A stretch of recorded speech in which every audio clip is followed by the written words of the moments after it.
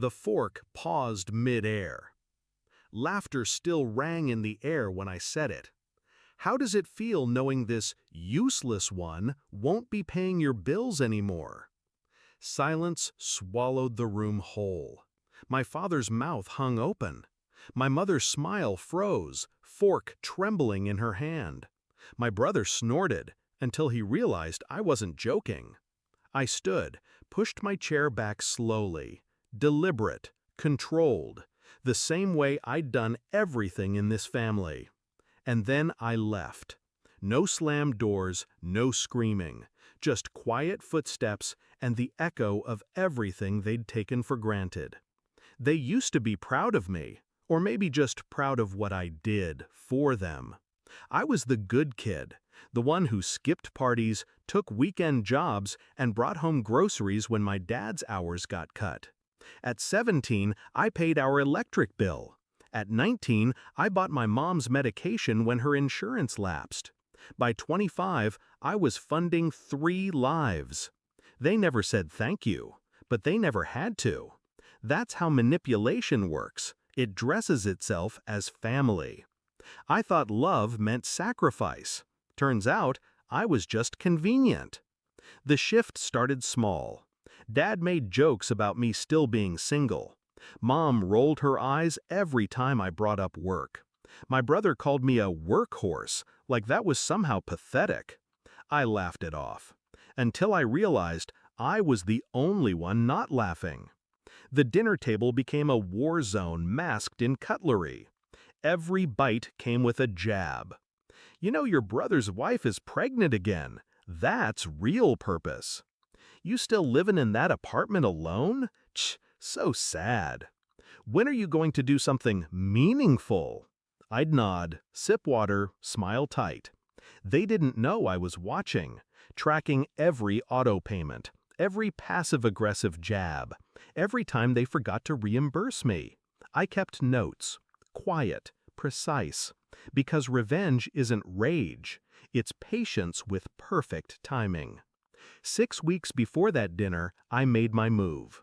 I opened a new bank account, transferred all auto pays, canceled joint authorizations, updated my billing addresses, quietly removed my name from the house deed.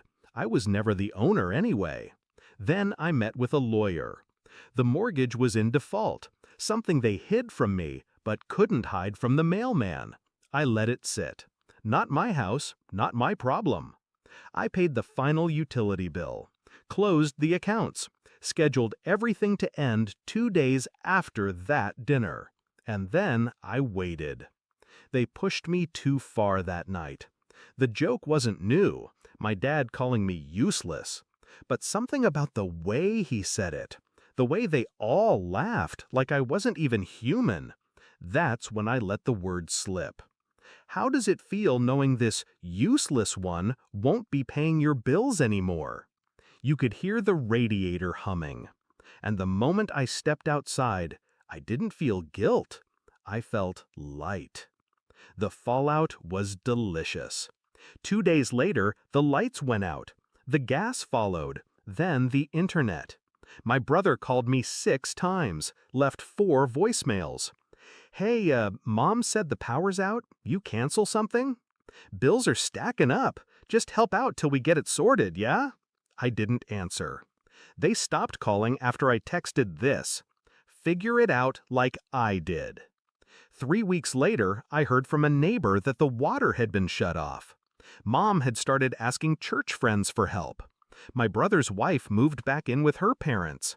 The mortgage company repossessed the house 2 months later. I watched the listing go up online, grainy photos of the living room I'd grown up in, now stained and hollow. They moved into a cramped apartment on the east side. No more dinners, no more control, just silence. I don't visit.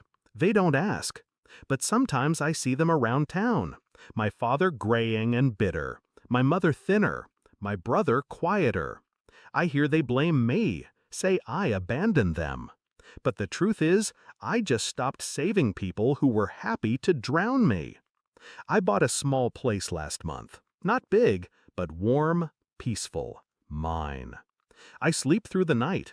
I wake up with silence, not tension. And when I eat dinner, there's no sneering across the table. Just me and peace. People ask if I regret it, walking away, letting them fall. No, because I didn't destroy them. I just stepped aside and let gravity finish the job. And now, they finally know what it feels like to depend on someone who's done being used.